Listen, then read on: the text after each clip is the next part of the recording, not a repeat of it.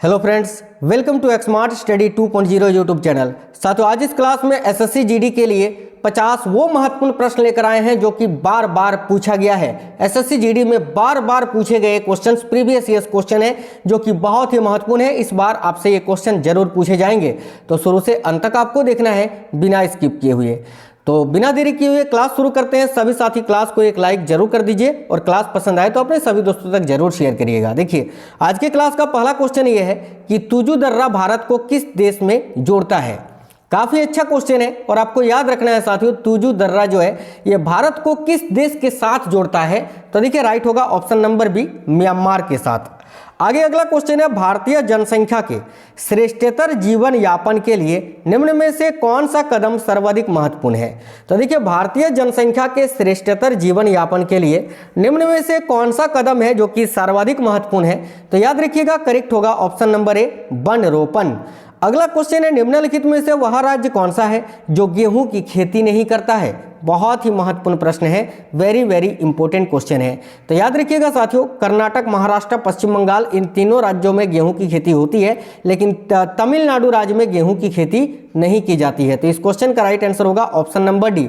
एक चीज और यहां पर याद रखना कि गेहूं का सबसे अधिक उत्पादन किस राज्य में होता है, तो उत्तर प्रदेश में। आगे देखिए, नेक्स्ट क्वेश्चन है, गुलाब क्रांति किससे संबंधित है। तो भाई काफी अच्छा क्वेश्चन है, याद रखिएगा, गुलाबी क्रांति या गुलाब क्रांति का संबंध जो है वो साथियों झींगा उत्पादन से है। राइट आएगा ऑप्शन नंबर बी, झींगा उत्पादन। नेक्स्ट क्वेश्चन है, जम्मू से श्रीनगर का मार्ग किस दर्रे से होकर गुजरता है। काफी महत्वपूर्ण प्रश्न है। तो याद रखिए, जम्मू से श्रीनगर का मार्ग जो है वो किस दर्रे से होकर गुजरता है, तो बर्निहाल दर्रे से होते हुए। ऑप्शन नंबर सी करेक्ट होगा। नेक्स्ट है, लघु हिमालय श्रेणी के ढालों पर मिलने वाले छोटे छोटे घास के मैदानों को उत्तराखंड में क्या कहा जाता है। देखिए, बहुत ही महत्वपूर्ण प्रश्न। तो लघु हिमालय श्रेणी के ढालों पर मिलने वाले छोटे छोटे घास के मैदानों को उत्तराखंड में क्या कहा जाता है। याद रखिएगा साथियों, बुग्याल एवं पयार। तो राइट आएगा option number D. Next question है, निम्नलिखित में से कहाँ रेलवे का मुख्यालय नहीं है। तो देखिए, इनमें से वो कौन सा जगह है जहां पर रेलवे का मुख्यालय नहीं है। तो साथियों, हुबली में भी है, हाजीपुर में भी है और बिलासपुर में भी रेलवे का मुख्यालय है। अहमदाबाद में रेलवे का मुख्यालय नहीं है। अहमदाबाद वेस्टर्न रेलवे के अंतर्गत आता है, जिसका मुख्यालय आपका मुंबई में स्थित है। चलिए नेक्स्ट क्वेश्चन देखते हैं, संघ शासित प्रदेश दादरा और नगर हवेली भारत में निम्न में से किन राज्यों के बीच में ये स्थित है। तो देखिएगा, ये जो है ना साथियों, किस राज्यों के बीच में स्थित है, दादरा और नगर हवेली। तो याद रखना, गुजरात व महाराष्ट्र के बीच में। ऑप्शन नंबर डी करेक्ट होगा। नेक्स्ट क्वेश्चन है, काकरापार परमाणु शक्ति केंद्र निम्नांकित में से किस राज्य में स्थित है। तो याद रखिए, काकरापार परमाणु शक्ति संयंत्र ये किस राज्य में स्थित है। तो याद रखिएगा, गुजरात राज्य में। ऑप्शन नंबर बी यहाँ आपका करेक्ट आंसर हो जाए। नेक्स्ट क्वेश्चन है, सुरक्षा प्रकोष्ठ नीति किससे संबंधित है। तो देखिए, सुरक्षा प्रकोष्ठ नीति का संबंध किस गवर्नर जनरल से है। तो याद रखिएगा, वारेन हेस्टिंग्स से। करेक्ट आएगा साथियों ऑप्शन नंबर ए। अगला क्वेश्चन है, मराठा राज्य का दूसरा संस्थापक किसे कहा जाता है। तो देखिए, मराठा राज्य का दूसरा संस्थापक किसे कहा जाता है। तो याद रखिएगा, बालाजी विश्वनाथ जी को। राइट आएगा ऑप्शन नंबर बी। आगे देखिए, बीजापुर का गोल गुंबज किसका मकबरा है। तो बीजापुर में स्थित ये जो गोल गुंबज है ना, ये किसका मकबरा है। तो याद रखिए, मोहम्मद आदिल शाह का। राइट आएगा ऑप्शन नंबर बी। आगे देखिए, निम्नलिखित में से कौन सी एक इलेक्ट्रॉनिक बैंकिंग डिलीवरी चैनल नहीं है। तो देखिएगा, इनमें से कौन सा एक इलेक्ट्रॉनिक बैंकिंग डिलीवरी चैनल नहीं है। तो मोबाइल फोन बैंकिंग तो है, इंटरनेट बैंकिंग भी है, टेली बैंकिंग भी है, मोबाइल बैन नहीं है। तो करेक्ट आएगा ऑप्शन नंबर ए। आगे देखिए, वहाबी आंदोलन का मुख्य केंद्र कहाँ था। तो साथियों देखिए, वहाबी आंदोलन का मुख्य केंद्र किस जगह पर था, ये आपसे पूछ रहा है। तो याद रखिएगा, पटना में। करेक्ट आएगा ऑप्शन नंबर ए, पटना। नेक्स्ट क्वेश्चन है, हितोपदेश के लेखक कौन है। तो देखिए, हितोपदेश की रचना किसने की है। करेक्ट आएगा ऑप्शन नंबर सी, नारायण पंडित ने।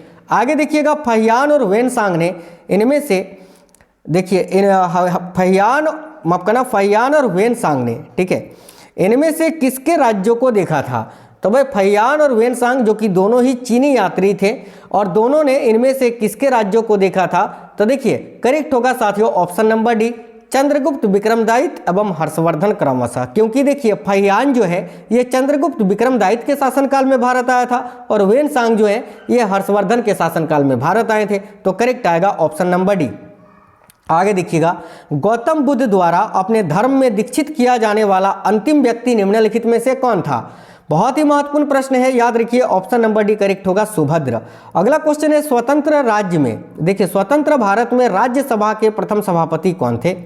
तो साथियों याद रखिएगा, स्वतंत्र भारत में राज्यसभा के प्रथम सभापति कौन थे? तो देखिए करेक्ट होगा doctor Sarvepalli Radhakrishnan, option number B correct हो जाएगा। संविधान सभा को किसने मूर्त रूप प्रदान किया? तो देखिए संविधान सभा को इनमें से किसने मूर्त रूप प्रदान किया? करेक्ट आएगा option number D, Jawaharlal Nehru ने।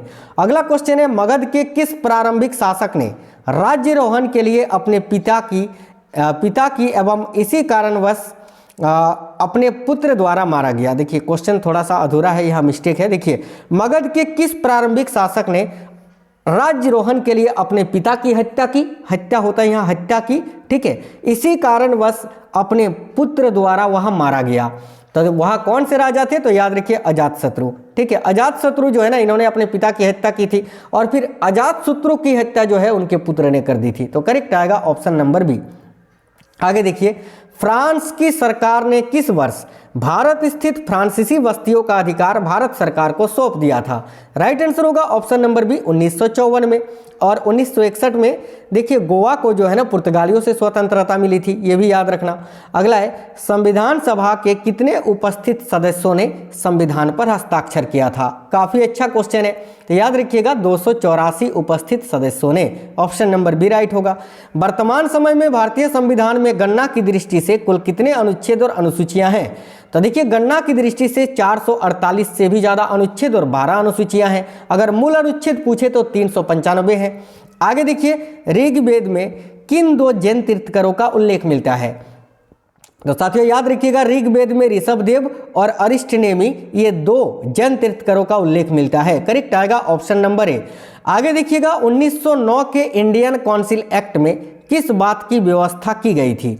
तो 1909 के इंडियन काउंसिल एक्ट में किस बात की व्यवस्था की गई थी? तो याद रखिएगा देखिए सांप्रदायिक प्रतिनिधित्व की, याद रखिए सांप्रदायिक प्रतिनिधित्व, option number B correct answer हो जाएगा। अगला है, राष्ट्रपति द्वारा लोकसभा में आंग्ल भारतीय समुदाय के 2 सदस्यों को किस अनुच्छेद के तहत मनोनीत करता था? तो यहाँ आपका करेक्ट होगा अनुच्छेद 331 के अंतर्गत, लेकिन याद रखना ये विधि अभी हटा दिया गया है। ये राष्ट्रपति जो लोकसभा में 2 एंग्लो इंडियंस को यानी आंग्ल समुदाय के भारतीय को मनोनीत करते थे, इसको हटा दिया गया है, ठीक है, अब नहीं पेश किया जाता है। अभी केवल राज्यसभा में 12 सदस्यों को मनोनीत करते हैं भारत के राष्ट्रपति। आगे देखिए, अगला है, निम्नलिखित में से किसने 1857 के विद्रोह को एक षड्यंत्र की संज्ञा दी थी? तो साथियों याद रखिए करेक्ट होगा ऑप्शन नंबर ए, जेम्स आउटरम व डब्ल्यू टेलर ने। नेक्स्ट क्वेश्चन देखिएगा, शिवाजी के राजनीतिक गुरु एवं संरक्षक कौन थे? तो याद रखिए करेक्ट होगा दादाजी Kondadev, option number C.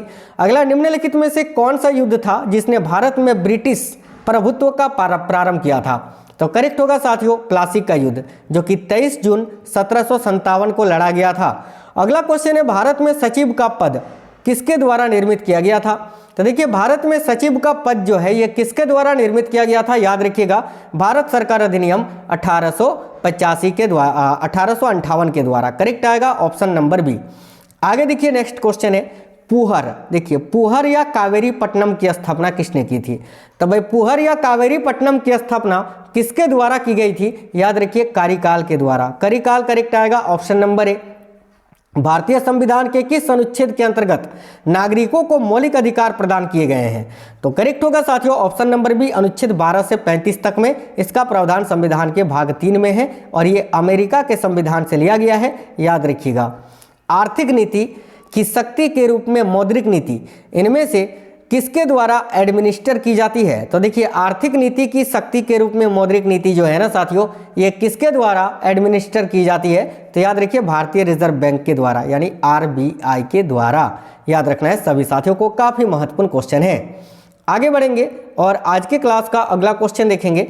Next question है साथियों, देखिएगा कौन सी पुस्तक जवाहरलाल नेहरू द्वारा लिखी गई है? तो देखिए इनमें से वो कौन सी पुस्तक है जो कि जवाहरलाल नेहरू द्वारा लिखी गई है? तो डिस्कवरी ऑफ इंडिया करेक्ट आएगा option number D. India wins freedom, ये Abul Kalam Azad. My experiment with truth, Mahatma Gandhi. Option number D correct होगा डिस्कवरी ऑफ इंडिया। स्वतंत्र भारत का अंतिम गवर्नर जनरल कौन था? तो साथियों देखिए, स्वतंत्र भारत का अंतिम गवर्नर जनरल था C Rajagopalachari. Option number A correct होगा। अगला है, मुक्त व्यापार से क्या तात्पर्य है?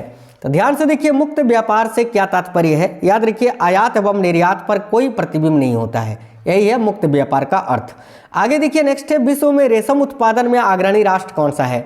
याद रखना, विश्व में सबसे अधिक रेशम का उत्पादन चीन में होता है साथियों, तो चीन करेक्ट होगा। Option number B. अगला है, किस नाटक के कुछ अंश 2.5 दिन का झोपड़ा मस्जिद की दीवारों पर अंकित है? तो देखिए करेक्ट है, 2.5 दिन का झोपड़ा, जो कि कहाँ पर स्थित है? अजमेर में है। और किस नाटक की कुछ अंश जो है 2.5 दिन का झोपड़ा की मस्जिद की दीवारों पर अंकित है? तो हरी केली। याद रखना, ऑप्शन नंबर ए। चलिए नेक्स्ट है, नील आंदोलन का जमकर समर्थन करने वाले हिंदू पेट्रियाट के संपादक कौन थे? तो देखिए राइट आंसर हो जाएगा साथियों, option number B, Harish Chandra Mukherjee. अदीना मस्जिद कहाँ स्थित है? तो याद रखिए, अदीना मस्जिद ये आपका बंगाल में स्थित है। Option number B, Bengal. निम्नलिखित में से कौन सा मानव विकास सूचकांक का हिस्सा नहीं है? तो देखिएगा, इनमें से कौन सा एक मानव विकास सूचकांक का हिस्सा नहीं है? राइट आएगा ऑप्शन नंबर डी, सकल नाम निवेश दर। नेक्स्ट है, विट्ठल स्वामी का मंदिर किस देवता को समर्पित है? तो साथियों देखिए, विट्ठल स्वामी का मंदिर जो है ये विट्ठल के रूप में विष्णु जी को समर्पित है। ऑप्शन नंबर ए करेक्ट हो जाएगा। मुद्रा राक्षस में से अशोक का उत्तराधिकारी कौन था? तो मुद्रा राक्षस के अनुसार अशोक का उत्तराधिकारी कौन था? तो देखिएगा, यहाँ आपका राइट आंसर हो जाएगा साथियों, विशाखा दत्त। याद रखिएगा, और मुद्रा राक्षस की रचना भी विशाखा दत्त ने की थी। आगे देखिएगा, भारतीय राष्ट्रीय कांग्रेस की पहली बैठक किस शहर में हुई थी? तो राइट आंसर होगा बम्बई में। कब? तो 1885 में ही। याद रखना, जिस साल बम्बई कांग्रेस की स्थापना हुई थी। आजीवक संप्रदाय के संस्थापक कौन थे? तो देखिएगा, आजीवक संप्रदाय के संस्थापक थे Makkhali Goshal. Option number D correct होगा। भारतीय संविधान के संबंध में कौन सा कथन सही है? तो देखिए, भारतीय संविधान के संदर्भ में इनमें से कौन सा कथन सही है? तो ऑप्शन नंबर बी, कि यह दूसरे देशों के संविधान से प्रभावित है, ये बिल्कुल सही है। तो ऑप्शन नंबर बी करेक्ट होगा। कश्मीर के किस शासक को कश्मीरी बादशाह यानी महान सुल्तान के नाम से याद करते हैं? तो देखिए राइट होगा ऑप्शन नंबर ए, जैनुल आबिदीन को। जैनुल आबिदीन, याद रखना, ऑप्शन नंबर ए आपका करेक्ट आंसर हो जाएगा। चलिए अगला क्वेश्चन है, गुप्त काल के उत्तर भारतीय व्यापार निम्नलिखित में से किस एक पतन से संचालित होता था, यानी किस एक बंदरगाह से संचालित होता था? तो करेक्ट होगा ऑप्शन नंबर ए, ताम्रलिपि से। नेक्स्ट क्वेश्चन है, शासक बनने के बाद 12 अध्यादेश जारी करने वाला मुगल बादशाह कौन था? तो वह मुगल बादशाह जिन्होंने 12 अध्यादेश जारी किया था कौन था? तो राइट आंसर होगा साथियों ऑप्शन नंबर ए, जहांगीर। आगे देखिए, अंतिम क्वेश्चन है, निम्नलिखित फसलों में से कौन सी फसल भारत में भारत में संसार के सभी देशों से अधिक होती है? तो इनमें से कौन सी फसल है जो भारत में सबसे अधिक होती है? तो गन्ना। करेक्ट आएगा ऑप्शन नंबर सी। आज के इस क्लास में बहुत ही महत्वपूर्ण प्रश्न थे जो कि मैंने आपको कराए। अब आपको क्लास कैसे लगे हैं कमेंट बॉक्स में कमेंट करके बताइए। क्लास को एक लाइक जरूर कर देना। मिलेंगे आपसे नेक्स्ट क्लास में, तब तक बिल्कुल स्वस्थ रहिए। जय हिंद साथियों, वंदे मातरम।